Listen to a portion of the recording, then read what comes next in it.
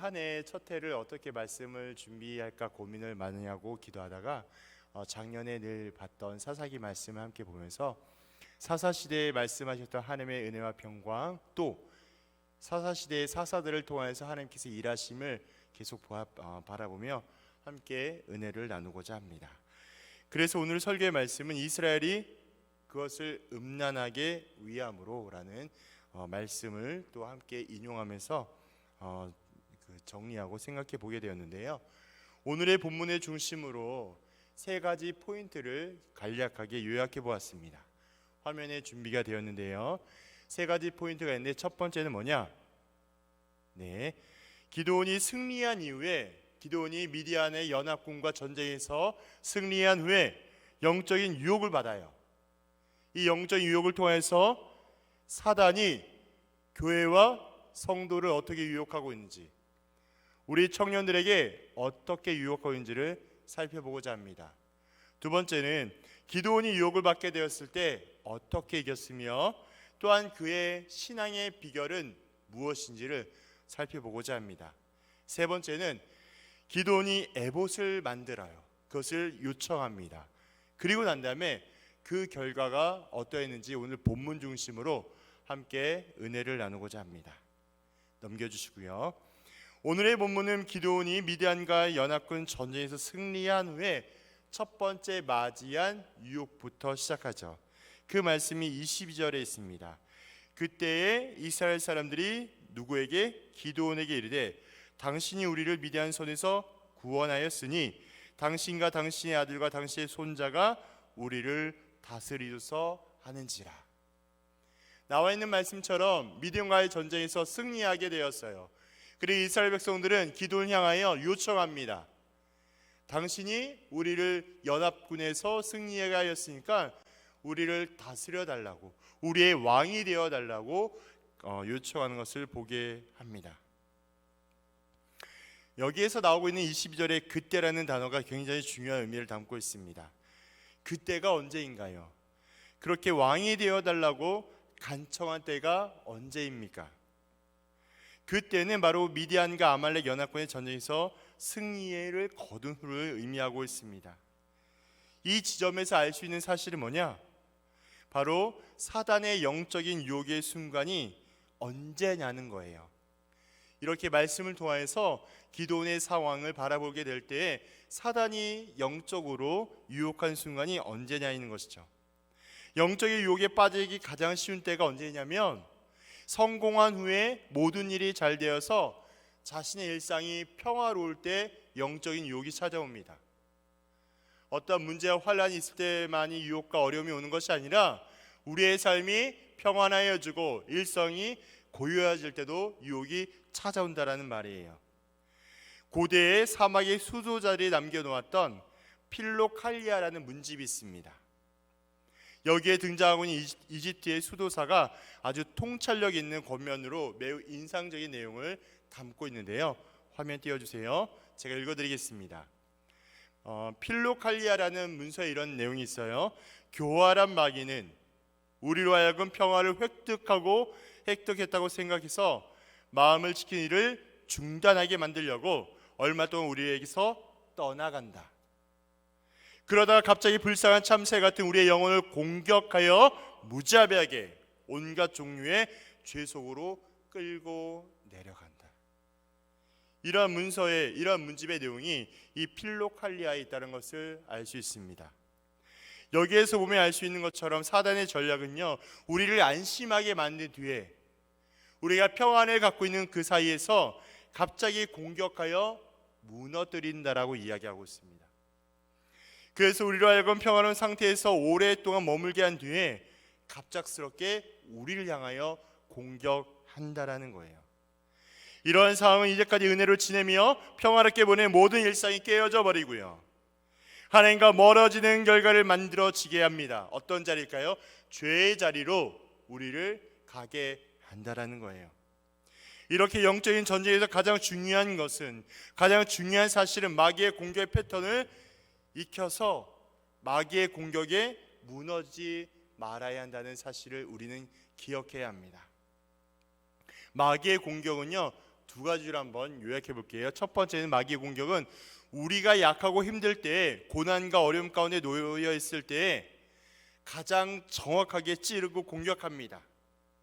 우리의 약함, 우리의 빈약함, 우리의 부족함을 폭 찔러서 우리로 하여금 쓰러지게 만드는 것이 마귀의 공격의 패턴이에요. 두 번째는 반대로 우리가 영적으로 강하고 승리하고 있을 때 아주 교묘하게 작전을 바꿉니다. 오히려 은밀하게 교묘하게 유혹하여서 우리를 넘어뜨리고자 합니다. 첫째는 어려움과 유혹으로 우리를 힘들게 한다면, 두 번째는 우리가 영적으로 뭔가 각성되어 있고 뭔가 준비가 되어 있다고 생각하고 성령이 충만하다고 여겨질 때 은밀하게 찾아와서 유혹하고 넘어지게 만든다라는 거예요. 그래서 모든 일들이 잘 되고 성령이 충만해서 내가 영적으로 살아있다라고 느껴질 때 더욱 주의하고 경계하셔야 한다는 거예요. 왜냐하면 사단이 우리를 은밀하게 유혹하여서 넘어뜨리고자 하기 때문에 그렇습니다. 그래서 우리는 끊임없이 이러한 사실들과 이러한 부분들을 기억해야 합니다. 다음으로 기도원에게 찾아온 유혹이 있는데요, 그것은 권력의 유혹이에요. 우리 마음에 파고든 유혹 가운데 가장 대표적인 유혹이 있는데 그것이 어떤 유혹일까요? 권력의 유혹입니다. 본문은 기도원에게 백성들의 왕이 되어달라고 간청하고 있습니다. 사실 요즘으로 따지면 어떤 의미일까요? 한 지역이나 한 도시나 나라를 대상으로 가장 대표격이 되는 역할과 자리를 해달라고 간청하는 것과 똑같습니다. 아주 달콤한 유혹이죠. 힘과 권세를 가지고 다스릴 수 있다는 것은 매우 매력적으로 느낄 수 있는 것이라고 생각이 되어집니다. 하지만 기억할 것은 이것 또한 역시 정확한 사단의 유혹이라는 거예요. 마태복음 4장 8절에서 9절에 보면 이런 말씀이 있습니다.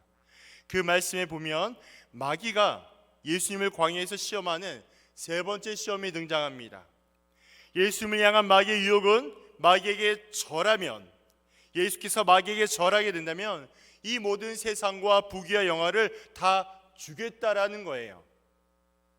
하지만 권세와 모든 것은 어디에부터 나올 수 있는 것일까요? 우리가 너무나 잘 알고 있는 것처럼 모든 권세와 모든 것들은 오직 하나님께로부터 나고 하나님께 완성이 된다는 사실을 우리는 알고 기억하고 있습니다. 그런데 사단은 이것을 자신이 줄 수 있다라고 유혹하고 있는 거예요. 실상적으로 불가능한 일이죠. 왜냐하면 하나님의 창조 질서에도 위배가 되고 하나님의 창조물인 모든 온 우주 만물이 하나님께 먼저 이렇게 제한한다는 것 자체가 불가능하기 때문에 그렇습니다. 이러한 내용으로 비추어 볼 때 우리에게 유혹하는 것이 무엇이 있겠습니까? 그것은 세상에서 성공을 하고자 한다면 반드시 힘이 필요하다라는 그러한 논리가 되겠습니다. 세상에서 다스리고 군림을 한다면 파워가 필요하다라고 이야기하고 있어요. 또 어떤 모습이 있을까요?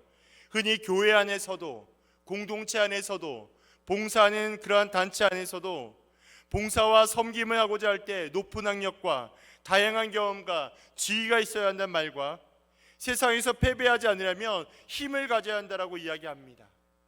이것이 나도 모르는 사이에서 우리 공동체 안에 세상 가운데 공공연하게 펴져가고 이러한 마음과 생각이 우리의 신앙과 마음을 물들어가게 한다는 것이 가장 가슴 아픈 현실이죠. 그러나 성경은 우리에게 어떤 교훈과 권면을 하고 있습니까?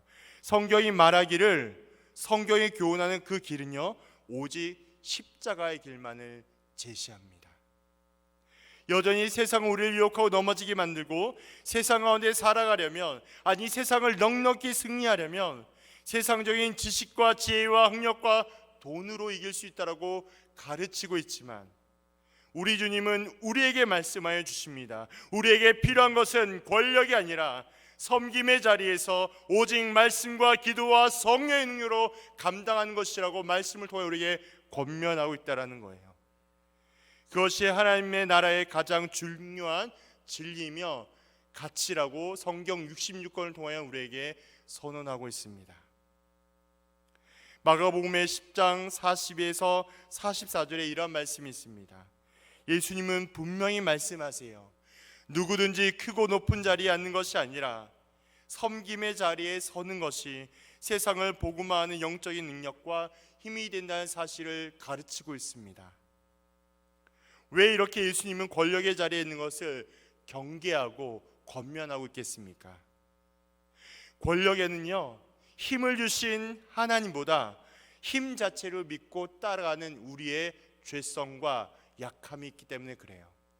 권력에는 그 힘을 믿고 따라가는 우리의 약함이 있기 때문에 그렇습니다. 분명히 이 땅에 존재하는 모든 것은요, 하나님의 창조물로서 다 선한 거예요. 우리가 알고 있는 돈, 명예, 권력, 모든 것들은 다 선합니다. 악한 것이 없어요. 그러나 중요한 사실, 다시 말하면 선물 자체의 이 요소들을 빼앗기게 될 때, 돈과 명예와 모든 것들이 우리의 마음을 빼앗기게 될 때, 그때 오히려 우리는 영적인 함정과 사단의 유혹에 빠질 수 있다라는, 결국 죄를 범하게 되는 자리에 이르게 된다라는 거예요. 그러한 점에서 힘을 가지고 세상을 향해서 맞서 싸울 수 있는 하나님의 능력을 키우는 것이 우리의 신앙생활에 굉장히 중요한 포인트라고 할 수 있겠습니다. 이제 기도는요, 이러한 달콤한 유혹을 거절하고 있습니다. 그가 이렇게 단호히 거절할 수 있는 분명한 이유는 무엇이냐? 그것이 또 다른 형태의 우상 숭배가 될 수 있다라고 생각했기 때문에 그렇습니다. 기도를 향하여서 이스라엘 백성들이 당신이 연합군의 전쟁에서 승리하게 만들어 주셨으니, 당신의 능력으로 하게 되었으니 우리의 왕이 되어주세요 라는 간청에 기도원이 요즘 말로 하면 높 아니라는 거예요. 나 싫어, 저 못합니다, 저 할 수가 없습니다 라고 거절하는 거예요. 왜 이렇게 할 수 있을까요? 기도원이 그러한 달콤한 유혹과 권력과 힘을 가질 수 있는데도 불구하고 왜 그렇게 했겠습니까? 그것은 보이지 않는 하나님보다 눈과 귀에 들리는, 눈에 보이고 귀에 들리는 인간의 왕이 그들을 그렇게 만들어서 했던 그의 모습들, 그들의 모습들을 기도원이 정확히 알고 있기 때문에 그렇습니다. 다시 말한다면 지금 이스라엘 백성들은요, 기드온을 통해서 일하고 계실 하나님을 바라본 것이 아니라 여전히 그들의 눈에 있는 사람, 기드온, 그에 대한 어떤 실력, 업적 이런 것들에만 집중했기 때문에 그래요. 그를 기도를 통해서 일하실 하나님의 능력과 영광을 본 것이 아니라 자신의 눈에 귀에 보이는, 그래서 그 기도와 그것을 물질게 된 모든 과정들만 생각했기 때문에 그렇습니다. 그렇다면 그 방향을 바꿔서요, 이런 흐름으로 바라볼 때 우리는 어떠합니까? 저와 여러분들은 어떠합니까? 보이지 아니하는 하나님보다는 혹시 눈에 보이는 힘을 더 의지하고 있진 않습니까? 우리가 눈에 보이는 힘, 어떤 것이 있을까요? 하나님보다 더 의지할 수 있는 눈에 보이는 힘이 어떤 것이 있을까요? 돈도 될 수 있고, 우리가 원하고 있는 성공, 명예, 혹은 비성경적인 세계관과 가치관은 모든 것들을 상징하며 통틀어 이야기할 수 있습니다. 우리는 그렇게 보이지 않는 하나님보다 눈에 보이는 힘과 권력에 집중하며 하나님 멀리 떨어져 살아가는 우리의 약한 그런 마음들, 모습들을 보게 합니다. 무슨 말이에요? 어쩔 수 없이 명백하게 드러나는 우리의 연약함이 우리의 신앙의 모습에서 그대로 드러난다는 사실을 보여주고 있는 거예요. 이걸 다른 표현으로 뭐하라 이야기할 수 있을까요? 결국 이런 내용은요, 우리의 믿음의 선택에 대한 기준을 묻고 있는 거예요. 여러분이 서 있는 그 자리에서 삶에 주시는 환경과 어려움 가운데 여러분들의 믿음의 선택을 어떻게 하고 있는가를 지금 묻고 있는 것입니다. 일반적으로 보이는 지도자를 통해서 하나님을 더 잘 알아가고요, 하나님만 의지하게 된다면 너무나 좋습니다. 너무나 좋아요. 그런데 문제는 뭐냐? 눈에 보이는 지도자를 하나님을 대신해서 믿고 의지하게 하는 것, 사람만 바라보고요, 신앙생활하는 맹신하는 행동들, 그래서 하나님을 의지하고 하나님을 바라보고 찾는 것이 아니라 사람에게 의존하여서 때로는 크고 작은 어려움을 만날 때마다 처절하게 무너져 버리고 마는 우리의 연약함과 실수들이 드러나고 있기 때문에 그렇습니다. 그것이 바로 또 다른 형태의 우상 숭배라고 지금 이야기하고 있는 거예요. 결국 우상이 뭐예요? 결국 우상은요, 어떠한 형상과 보이는 존재만을 의미하는 것이 아니라 하나님이 계시하는 그 자리에 다른 무엇인가가 있다면 그 모든 존재와 형상과 형틀이 다 우상이 될 수 있다는 사실을 기억하셔야 합니다. 그것이 무엇이 됐든 어떠한 존재가 됐든 여러분 안에서 하나님보다 더 먼저가 되는 것이 있다면 그것은 성경에서 우상이라고 권면하고 있어요. 이처럼 이스라엘은 눈에 보이는 인간의 지도자 기드온을 왕으로 세우면서 또 다른 형태의 우상 숭배를 하고자 했던 것입니다. 이에 대해 기드온이 단호하게 거절하는 거예요. 나 못합니다. 나 안 합니다. 기드온이 이렇게 유혹을 물리칠 수 있는 이유가 어디에 있겠습니까? 그것은요, 오직 하나님만이 왕이라는 분명한 신앙 고백을 그가 하고 또한 그에게 갖고 있었기 때문에 그렇습니다. 이스라엘을 다스릴 수 있는 분은 오직 하나님 한 분, 하나님 한 분 외에 누구도 이스라엘을 다스릴 수 있다는 것이 불가능하다라는 그의 신앙 고백이 있었기 때문에 그래요. 기드온의 삶이 어땠을까요? 기드온은요, 사사로 될 수 없는 사람이었어요. 그런 상황 속에서 사사로 부르심을 받았고요, 사사로서 자질과 능력이 없는 그러한 사람이 그렇게 두려움이 많은데도 불구하고 부르심을 받았고, 하나님께서 이방 군대인 미디안과의 병사의 꿈을 통해서 그의 연약한 내면을 치유하고 회복해 주셨습니다. 그뿐만이 아니라 보리떡 같은 그 기도를 살피고 기름 부어서 여호와의 칼날이 되어 결국 전쟁에서 승리하게 하는 은혜와 축복을 허락하여 주셨다라는 거예요. 이 모든 것이 누가 한 것입니까? 기드온이 했습니까? 아니죠. 이 모든 건 누가 했을까요? 우리 하나님께서 하나님의 계획으로, 하나님의 열심으로, 하나님의 인도하심과 완성하심으로 하나님께서 하신 거예요. 자신의 뒤에 이 모든 것을 주관하셨던 분이 오직 하나님 한 분이라는 것을 확신했기 때문에 가능한 것입니다. 그래서 자신이 왕으로 세워진 것이 옳다고 여기지 않았던 거예요. 내 삶에 내 모든 것들이, 내 과정이 내 것이 아니라 하나님의 것임을 믿음으로 고백하고 있는 기드온의 신앙 고백 때문에 달콤한 유혹이 찾아온다 하더라도 그는 그 유혹을 뿌리칠 수 있는 힘을 얻게 되었던 것입니다. 23절에 보니까 이런 고백이 있습니다. 여호와가 너희를 다스리리라. 이 말을 다르게 표현하면 여호와가 왕이시다라는 고백입니다. 바로 이것이요, 사사기의 주제예요. 여호와가 왕이시다, 하나님이 왕이시다. 바꿔서 설명하면 바로 누가 우리의 왕이 되냐 이거예요. 바로 여러분의 왕이 누구입니까? 여러분의 지도자가 누구입니까? 여러분의 주인이 누구입니까? 여러분의 삶의 주인공은 누구입니까? 사실 사사시대는요, 우리가 너무나 잘 알고 있는 것처럼 자신이 왕이었어요. 어떠한 모습이 있었을까요? 내가 왕이다 보니까요, 자신의 소견에 옳은 대로 행동하는 것이 너무나 대표적인 모습이었어요. 그래서 하나님의 끊임없이 사를 통해서 여러 사를 보내서 반복하여 강조하며 말씀하고 있습니다. 이스라엘의 진정한 왕은 오직 여호와 하나님이시다. 이것을 끊임없이 강조하며 계시하며 선언하고 있는 것이 사사기의 말씀이에요. 이러한 말씀을 통하여 우리를 비춰볼 때 우리는 하나님께 붙들림 바 되는 삶을 살아내셔야 합니다. 다시 말하면 어떤 삶이에요? 우리는요, 복음적인 삶을 살아내셔야 해요. 복음의 신앙을 갖고 있으셔야 합니다. 그것은 오직 예수 그리스도만이 하나님께서 보내신 구원자요, 우리의 인생의 전부를 다스리는 주인임을 믿고 받아낸 삶, 바로 성경적인 삶을 살아내셔야 합니다. 만약 예수님을 구원자로 믿고 삶으로 반응하지 않는 삶을 살아가게 된다면 어떠한 모습이 나타날까요? 바로 우리가 예수님을 구원자로 믿고 삶으로 반응하지 않게 된다면 우리는 반쪽짜리 신앙을 살아가고 있는 거예요. 다시 얘기할까요? 우리는 행함과 믿음이 분리되어 있는 삶을 살아가는 거예요. 다시 한번요. 우리는 비신앙인과 똑같은 삶을 살아내는 거예요. 제가 거듭하여 말씀을 드리죠. 요즘 큐티가 야고보서 진행되잖아요. 삶과 행함이 분리되는 것은 절대 이루어질 수가 없어요. 왜냐하면 믿음은 행함을 동반하는 것처럼 우리의 삶의 모습은요, 우리의 신앙과 믿음을 뒷받침해야 되기 때문에 그렇습니다.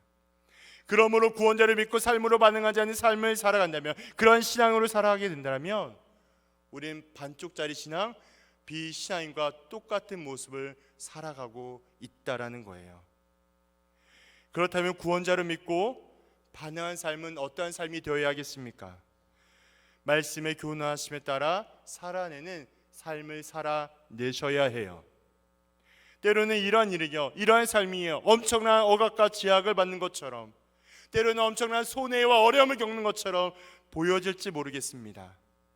그런데 중요한 진리는 그 삶의 실상은요, 하나님의 놀라운 은혜와 사랑을 경험한다라는 거예요.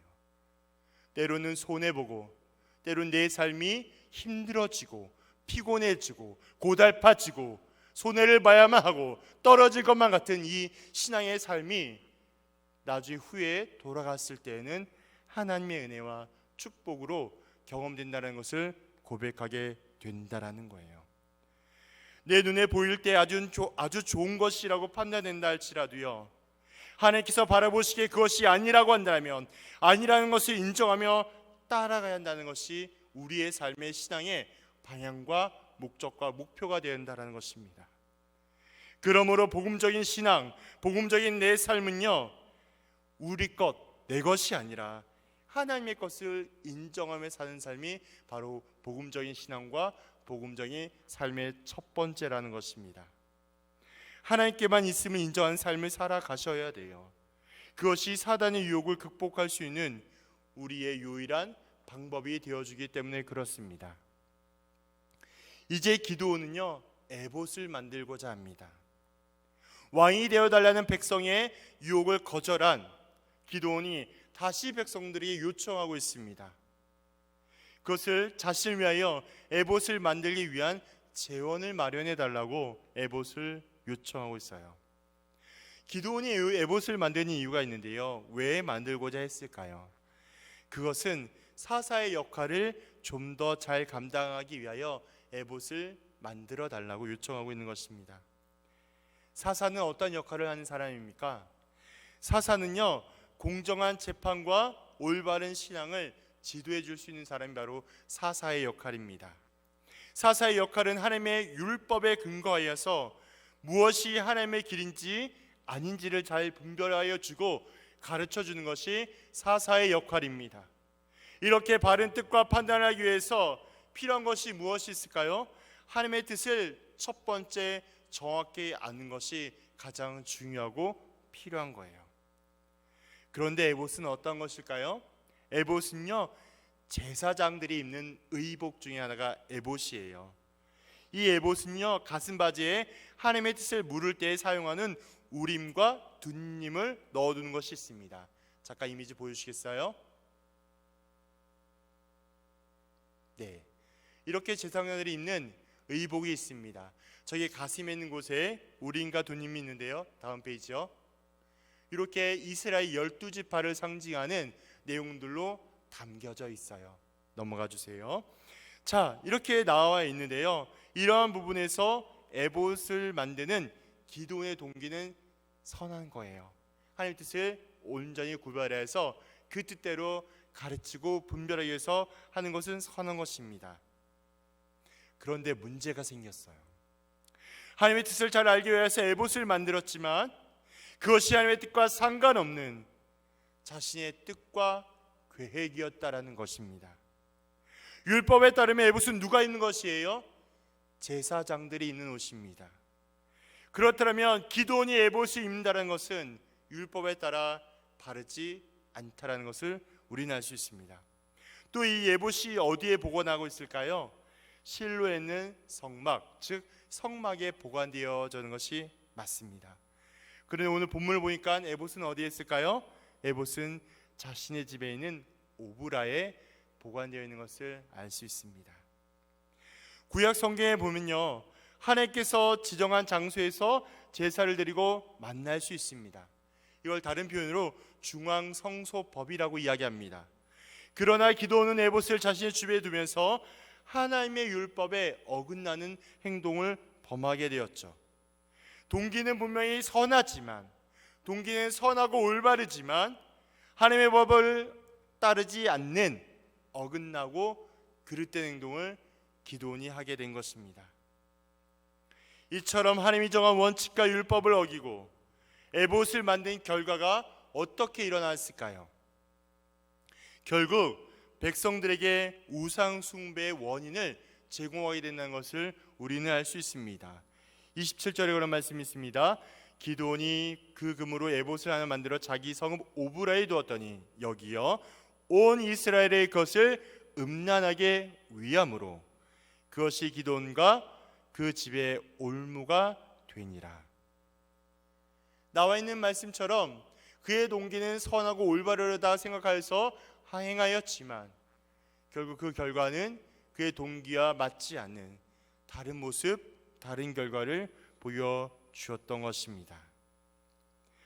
그의 선한 동기가 있었음에도 불구하고 오히려 그 에봇이 이스라엘을 영적으로 타락하게 만드는 원인과 모습을 제공해 주었다라는 거예요. 때때로 우리도 기도원을 바라보면서 우리 자신을 돌아보며 점검할 필요가 있습니다. 우리도요, 하나님 위해서 일할 때가 굉장히 많아요.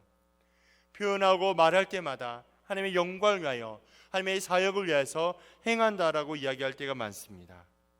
그런데 중요한 사실은 하나님을 위해서 하나님의 일을 하게 되는데 하나님의 정한 기준과 방법이 아니라 내가 보기에 좋은 방법과 좋은 기준으로 선택하는 경우가 많다라는 거예요. 내 경험, 내 지식, 내 상황, 내 판단으로 하나님의 영광을 위한다라고 하며 하는 경우들이 많다라는 겁니다. 그것은 결국 어떤 모습을 나타낼까요?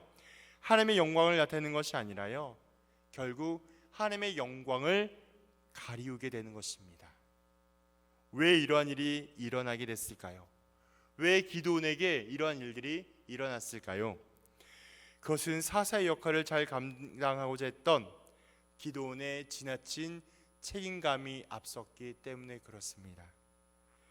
종종 하나님을 위한 열심을 내게 될 때 하나님이 원하는 것보다 내 생각과 뜻이 앞서 나가는 경우가 많이 있습니다. 그것이 하나님의 일을 망칠 수 있다는 것, 그것이 잘못된 열심으로 하나님의 뜻과 계획을 망칠 수 있다는 사실을 우리는 기억해야 합니다. 어떻게 할 수 있겠습니까? 매일마다 성경을 가까이 하십시오. 말씀이 육신이 되어 우리 가운데 거하시는 하나님을 만나서 하나님의 말씀을 통하여 매일의 삶이 우리의 판단과 생각으로 되지 않고 하나님의 깨달음과 지혜로 말씀에 근거하여 살아내는 우리 청년부가 되기를 소망합니다. 그래서 2023년도는 말씀에 집중하는 한 해, 말씀을 통해서 다시 한번 거듭나는 한 해, 그래서 좁은 문과 좁은 길을 가해서 불편하고 어려운 삶을 살아낼지라도 그 삶이 우리에게 영광이 되고 하나님만을 높이는 영광스러운 삶이 되기를 축복합니다.